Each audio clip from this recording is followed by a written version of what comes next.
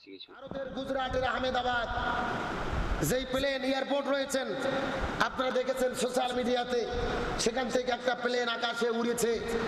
আকাশে উড্ডয়নের কিছুক্ষণের ভেতরে 242 জন যাত্রী নিয়ে প্লেনটা ধ্বংস হয়ে মাটির মধ্যে পড়ে গেছেন। অনেকে মিডিয়ার মধ্যে প্রচার করতেছে পাখির ধাক্কা লেগে এত বড় প্লেন ধ্বংস হয়ে পড়ে গেল। 242 জন যাত্রী নিয়ে পড়ে গেলেন, প্লেনটা ধ্বংস হয়ে গেল। হসপিটালের বিল্ডিং এর উপরে পড়েছে, বিল্ডিংও আগুন ধরে পুড়ে গেছে, পুরো প্লেনটা ধ্বংস হয়ে গেছে। বলছেন পাখির ধাক্কায় প্লেন ধ্বংস হলো। আসলে পাখির ধাক্কা ওসিলা, এটা ধাক্কা লাগে ধ্বংস হলো নাকি পাইলটের জন্য ধ্বংস হলো, এগুলো বড় বিষয় নয়।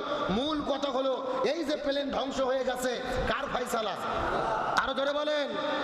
আমাদেরকে ভুল বুঝলে হবে না, আমাদেরকে ভুলে গেলে চলবে না। আমাদের ঈমান এবং আকীদা পরিষ্কার করতে হবে।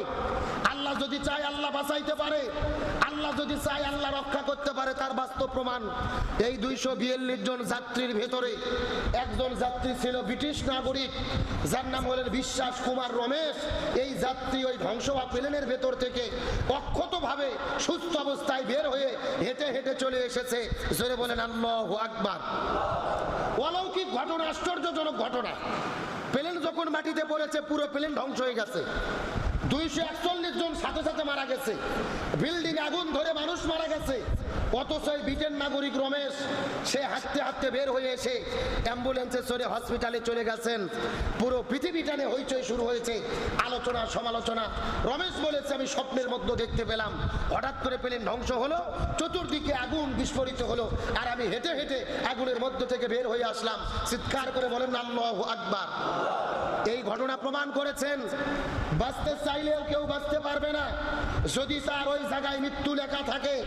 আবার যদি কেউ বাঁচতে নাও চায়, আল্লাহ যদি তার হায়াত লিখে রাখে, অগ্নিকুণ্ডের ভেতর থেকেও আল্লাহ তাআলা তাকে রক্ষা করতে পারে।